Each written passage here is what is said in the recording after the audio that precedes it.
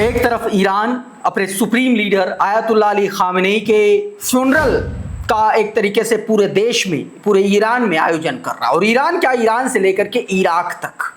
दूसरी तरफ Donald Trump, Benjamin Netanyahu दोनों इस कदर बौखलाए हुए हैं क्योंकि ईरान ने इस फ्यूनरल को इंटरनेशनली अमेरिका और इजराइल को नंगा करने का सबसे तगड़ा और सबसे मजबूत हथियार भी बनाया है। मैं इन खबरों पर आऊंगा, लेकिन अचानक से मिडिल ईस्ट में एक बड़ा घटनाक्रम हुआ, और यह घटनाक्रम ऐसे वक्त में हुआ जब फ्रांस के राष्ट्रपति इमैनुअल मैक्रों सीरिया की राजधानी दमिश्क में मौजूद थे, और अचानक सीरिया में ताबड़तोड़ एक के बाद एक धमाके शुरू हो गए। और ये धमाके ठीक उसी जगह पर हुए जिस होटल में इमैनुअल मैक्रों रुके हुए थे। तो अब सवाल उठता है कि क्या इसके पीछे इजराइल है क्या? क्योंकि सीरिया के साथ भी इजराइल के रिश्ते कैसे हैं ये बताने की जरूरत नहीं है। लगातार अभी मैंने आपको एक दिन पहले ही एक जानकारी दी थी, एक खबर बताई थी जिसमें इजराइल के ही कुछ लोग सीरिया की सीमा में घुसते हुए पकड़े गए थे, और उसके बाद जो है उनको इजरायली सैनिकों ने पकड़ा था, गिरफ्तार किया था। ठीक इसके पहले पिछले हफ्ते एक खबर आई थी जिसमें इजरायली सैनिकों ने घुसने की कोशिश की और सीरिया के आम जनता ने पत्थरों से पत्थर फेंक फेंक करके सिर फोड़ दिए और भगाया उनको। तो क्या इजराइल एक बार फिर से एक नए सिरे से सीरिया के साथ जंग चाहता है क्या?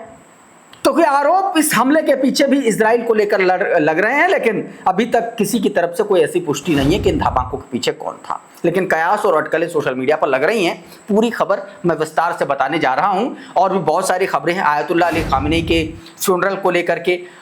इराक में जब उनका पार्थिव शरीर पहुंचा, इराक की कैसी तस्वीरें हैं, क्या क्या तैयारियां हैं, वो भी तस्वीरें मैं आपको दिखाऊंगा, और भी बहुत सारी खबरें एक एक करके समझते हैं। लेकिन सबसे पहले वो तस्वीरें जो सीरिया की राजधानी दमिश्क में हुई, जिनसे पूरा का पूरा दमिश्क दहल उठा। सबसे पहले ये वीडियो देखिए, ये दमिश्क की तस्वीरें जब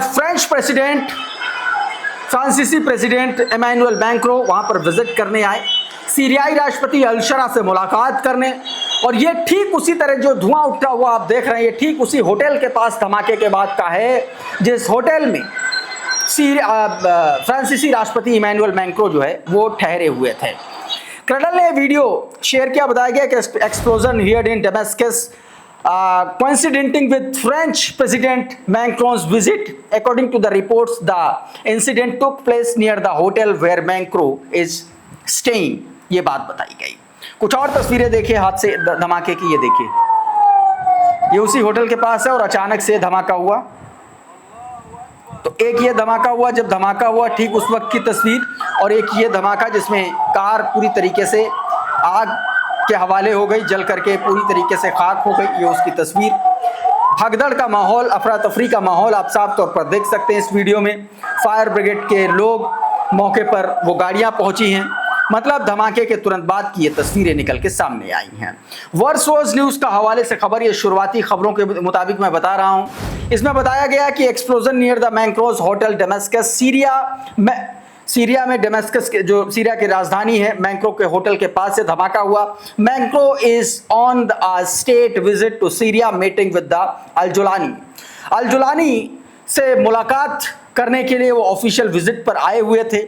Macron had already left the hotel while before the explosion happened and was out of danger. बताया गया कि ये धमाका उस वक्त हुआ जब मैक्रों होटल छोड़ करके राष्ट्रपति भवन जा चुके थे अल-शरा से मुलाकात करने। ठीक उस वक्त की खबरें हैं। शुरुआती खबरें बताती कि इसमें कुछ जो आम नागरिक हैं उनके घायल होने की तस्वीरें हैं। अब ये तस्वीर देखिए, ये सुलेमान अहमद ने वीडियो शेयर किया।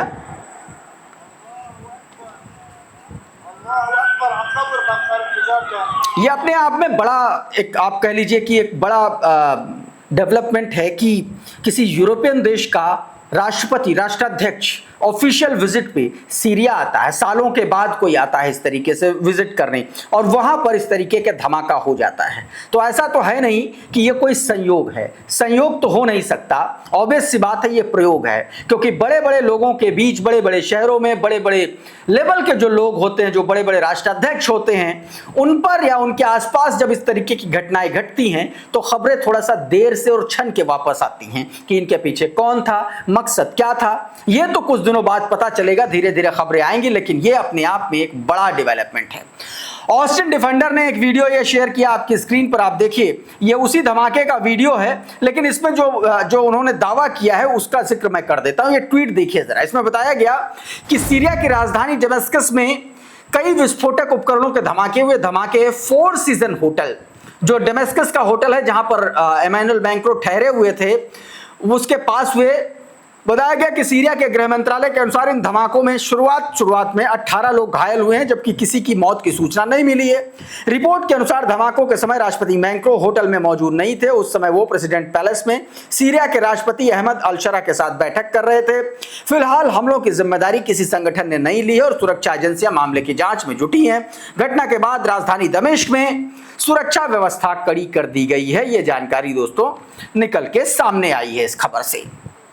एक और वीडियो देखिए जरा इस हमले का, ये देखिए, अचानक से धमाका हुआ होटल के बिल्कुल पास में, मोबाइल से शूट किया गया ये वीडियो देखिए। भागे हैं लोग वहां से। मारियो नौफल ने ये वीडियो शेयर किया है और जो जानकारी दी है वो मैंने आपको पहले भी उसके बारे में समझाया, लेकिन एक बार फिर से मैं बता दे रहा हूं कि इनका क्या कहना है। आपकी स्क्रीन पर ये ट्वीट देखिए जरा, क्या बताया गया। ये कह रहे हैं कि सीरिया की राजधानी दमिश्क में हुए धमाकों के वीडियो सामने आ रहे हैं। प्रारंभिक आकलनों के अनुसार इस धमाके का उद्देश्य फ्रांस के राष्ट्रपति इमैनुअल मैक्रों की ऐतिहासिक सीरिया यात्रा को बाधित करना हो सकता है। यह बशर अल असद के सत्ता से हटने के बाद किसी प्रमुख पश्चिमी नेता की पहली सीरिया यात्रा है।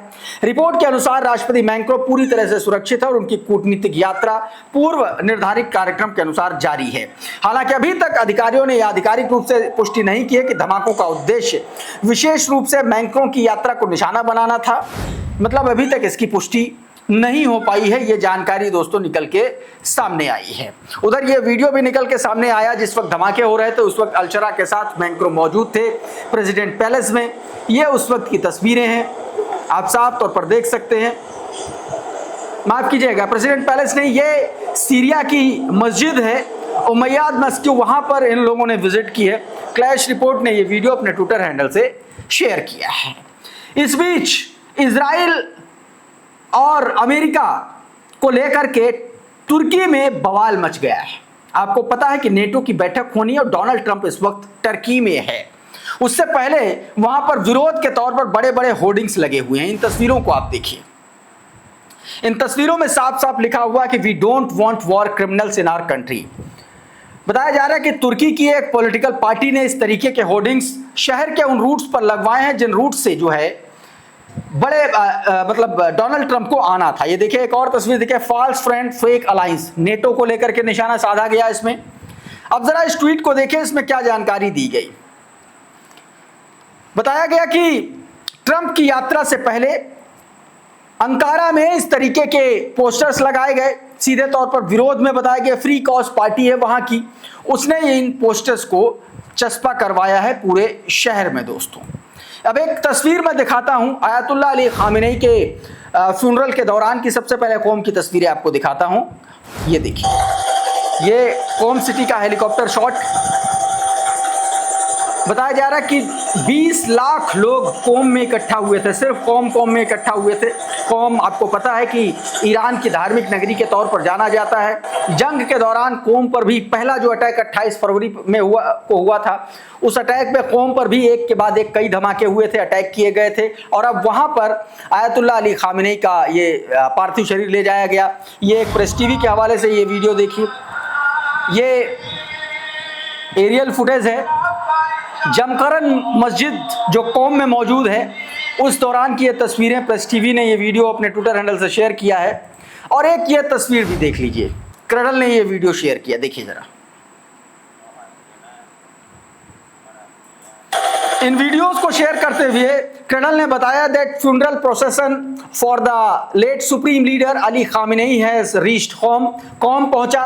The ceremonies are the scheduled to continue in the Iraqi cities of Najaf and Karbala before concluding with a final farewell in Mashhad. Mashhad में फाइनल फेयरवेल से पहले आयतुल्लाह अली खामेनेई का शरीर जो है वो इराक ले जाया जाएगा, ऐसी जानकारी दी गई। और ये उससे जुड़ी ये तस्वीर जब इराक के लिए उनका ताबूत भेजा गया, ये उस वक्त की तस्वीर है। रेयान रोज़बियानी ने ये अपने ट्विटर हैंडल से शेयर की है। कहा है the casket of the Ayatollah Ali Khamenei is being transported from Qom to Iraq. Qom से जब इराक के लिए भेजा गया तो कोम में कैसी तैयारियां हैं, ये तस्नीम न्यूज एजेंसी के रिपोर्टर का ये वीडियो आप देखिए। इसमें ये बता रहे हैं कि किस तरीके से पूरे शहर को अली खामेनेई के पोस्टर्स, उनके होर्डिंग से पाट दिया गया है। भीड़ के मद्देनजर, संभावित भीड़ के मद्देनजर तमाम तरीके की सुरक्षा व्यवस्था के इंतजाम किए गए हैं। लोगों को किसी भी तरीके की असुविधा ना हो, उससे जुड़ी भी सुविधाओं का ख्याल रखा गया। ये तस्वीरें भी आप साफ तौर पर देख सकते हैं, जगह जगह पर अली खामेनेई के पोस्टर्स और उनके होर्डिंग्स लगाए गए हैं दोस्तों।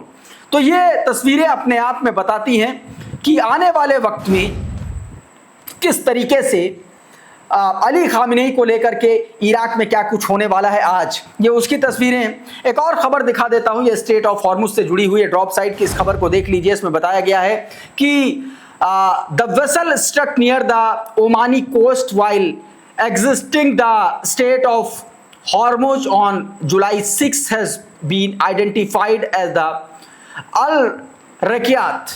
ये कतर का एक टैंकर था, एलएनजी लेकर के आ रहा था उधर से, और वहां से रास लफान से लेकर के आ रहा था, वहां से निकला था और ये ओमानी रूट से आ रहा था और इसको स्कॉट कर रहे थे यूएस नेवी। और इस पर बताया जा रहा, आरोप है, ऐसे ऐसे दावे किए जा रहे हैं कि ईरान आईआरजीसी नेवी ने एक के बाद एक 2 मिसाइलों से हमला किया और उस जहाज पर उसके बाद जबरदस्त तरीके से नुकसान हुआ है। ब्लूमबर्ग की रिपोर्ट है और यूके एमटीओ ने भी इसका डेटा शेयर किया है। और इसके बाद से ये बातें, इस बात के कयास लगाए जा रहे हैं कि ईरान पर भी अमेरिका हमला कर सकता है, क्योंकि बीते जो रिकॉर्ड्स हैं वो ये बताते हैं कि जितनी बार भी ईरान ने ऑयल टैंकर्स पर अटैक किया है उतनी बार अमेरिका ने उसका जवाब भी दिया है। अब चूंकि अभी तक ईरान की तरफ से इन हमलों की पुष्टि नहीं की गई है, ये भी अपने आप में एक बड़ी बात है। हालांकि इस हमले को लेकर के कतर ने सीधे तौर पर ईरान को जिम्मेदार ठहराया है। तो इस वीडियो में दोस्तों बहरहाल इतना ही। बहुत बहुत शुक्रिया, बहुत बहुत धन्यवाद। आप जुड़े रहिए आपके अपने चैनल द लाइव टीवी के साथ। नमस्कार। द लाइव टीवी, सच सबसे आगे।